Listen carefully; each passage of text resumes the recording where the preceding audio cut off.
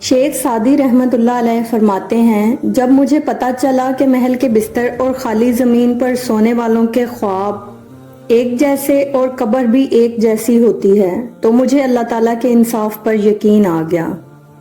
ماں کے بعد اگر کوئی سب سے زیادہ دعائیں دینے والا ہے تو وہ بہنیں ہوتی ہیں۔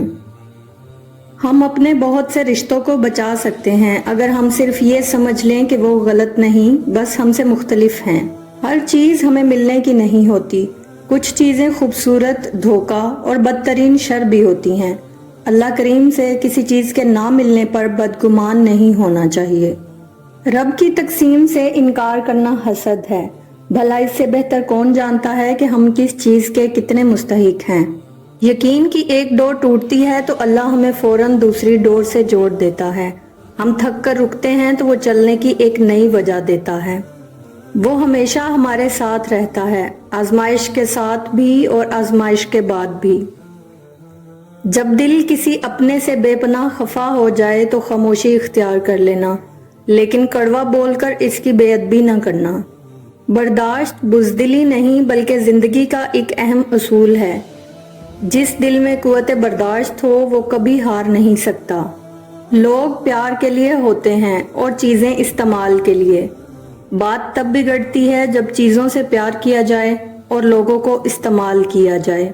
رسول کریم صلی اللہ علیہ وآلہ وسلم نے فرمایا، آدمی کے گھٹیا ہونے کے لیے یہی کافی ہے کہ وہ اپنے مسلمان بھائی کو حقیر و کمتر سمجھے۔ عاجزی یہ ہے کہ آپ دفتر میں داخل ہوتے وقت گیٹ پر کھڑے چوکیدار کو بھی اسی طرح سلام کریں جس طرح دفتر کے اندر پہنچ کر اپنے باس کو کرتے ہیں۔ ہماری نیت کی پیمائش اس وقت ہوتی ہے جب ہم کسی ایسے شخص کے ساتھ بھلائی کریں جو ہمیں کچھ بھی نہیں دے سکتا۔ خاموشی نامناسب سوالوں کا بہترین جواب ہے اور مسکراہٹ ہر حالات کا بہترین رد عمل ہے۔ اگر آپ اپنی برائیوں پر قابو پانا چاہتے ہیں تو سچ بولنا شروع کر دیں۔ ہم نے ابھی تک ایک دوسرے کو نیچا دکھانا ہی سیکھا ہے۔ جس دن ہم نے ایک دوسرے کو راستہ دکھانا اور مدد کرنا سیکھ لیا، تب دن دنیا میں کامیابی ہمارا مقدر بن جائے گی۔ آپ اپنے آپ کو سمجھدار ضرور سمجھیں، مگر دوسرے کو بے وقوف سمجھنے کی سمجھداری سے پرہیز کریں۔